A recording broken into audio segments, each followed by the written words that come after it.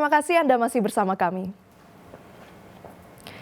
Saudara, setelah buron 1 minggu, pemuda asal Jakarta yang mencuri 11 motor di lokasi berbeda akhirnya dibekuk polisi.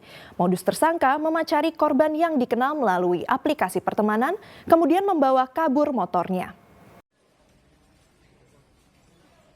Setelah memburu selama 1 minggu, anggota Reskrim Polsek Wonocolo meringkus SND asal Jakarta karena mencuri motor dan menguras barang berharga milik korban dari 11 lokasi.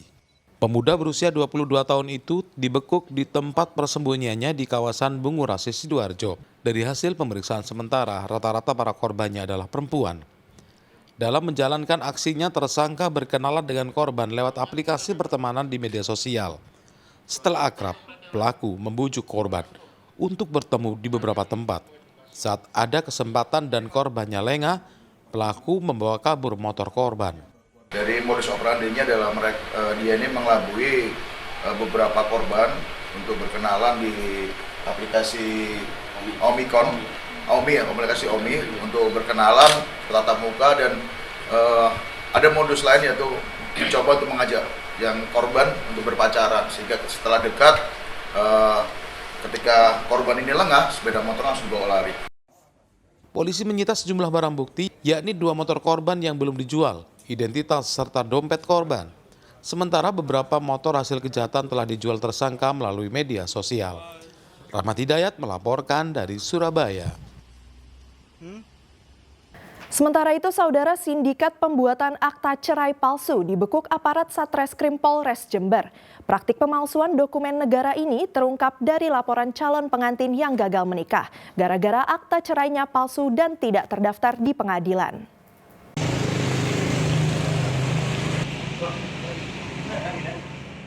Tersangka SA pasrah saat digelandang polisi yang hendak menggeledah toko alat tulis dan usaha percetakan miliknya di kawasan Beringin Lawang, Jenggawah, Jember, guna mencari barang bukti kasus pemalsuan akta cerai.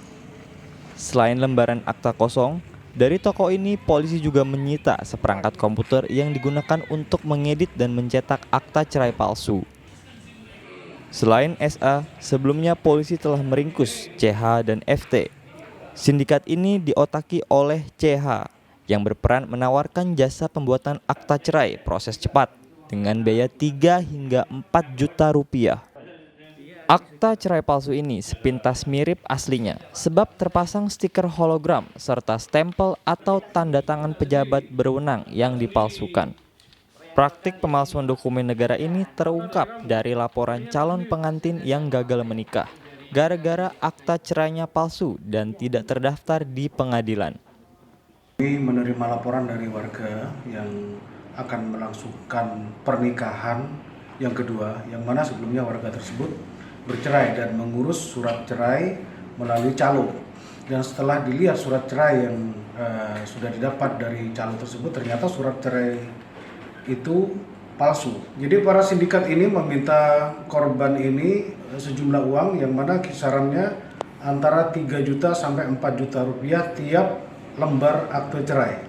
Dan yang sementara berhasil kita input datanya adalah 2 orang korban yang beralamat di Kecamatan Jenggawah Sumaya. Polisi menyita stempel pengadilan dan puluhan akta cerai palsu yang belum diserahkan kepada pemesannya. Para pelaku akan dijerat Undang-Undang Administrasi Kependudukan dengan ancaman hukuman 6 tahun penjara. Tommy Iskandar melaporkan dari Jember. Saudara, seorang suami di Surabaya tega mengajak sang istri yang hamil 5 bulan untuk mencuri motor. Saat beraksi, suami bertugas sebagai eksekutor, sedangkan istrinya mengawasi keadaan sekitar. Pasangan suami istri Faisal dan Munawaroh diringkus unit Reskrim Polsek Simokerto, Surabaya. Pasutri ini kompak melakukan aksi pencurian sepeda motor sebanyak 5 kali di wilayah Surabaya. Bahkan tersangka mengajak istrinya Munawaroh mencuri sepeda motor meski tengah hamil 5 bulan.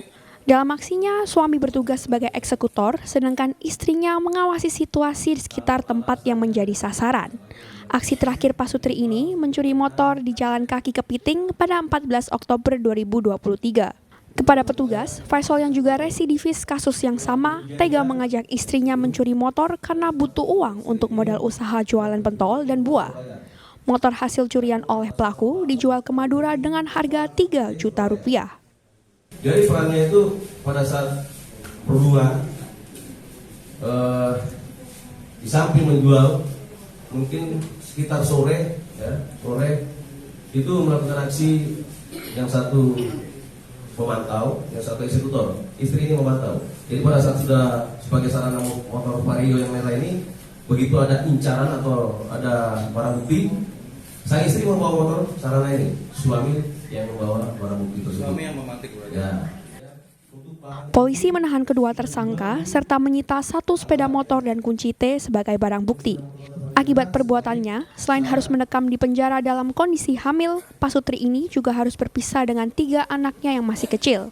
Keduanya akan dijerat pasal 365 KUHP tentang pencurian dengan ancaman hukuman maksimal 7 tahun penjara. Dari Surabaya, Arif Purwanto melaporkan.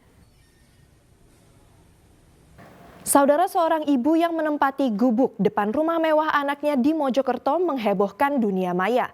Wanita umur 80 tahun tersebut diduga sering cekcok dengan anaknya sehingga memilih hidup menyendiri.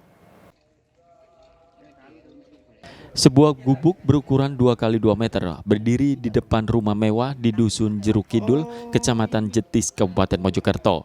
Gubuk beratapkan asbes yang dikelilingi terpal ini ditinggali seorang nenek 80 tahun bernama Ngatiani, ibu dari pemilik rumah mewah. Saat dikonfirmasi ke Kepala Dusun Jeruk Kidul, Ansori mengatakan Ngatiani sudah 4 hari ini menempati gubuk.